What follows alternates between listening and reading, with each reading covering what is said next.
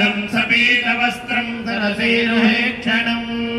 सहारलक्षस्तरकोभिगोस्तुभं नमामि विष्णुं शिरसा चतुर्भुजं नमस्तेऽस्तु महामाये श्रीपीठे सुरपूजिते पद्मासनस्थिते देवी परब्रह्मस्वरूपिणी परमेशी जगन्माता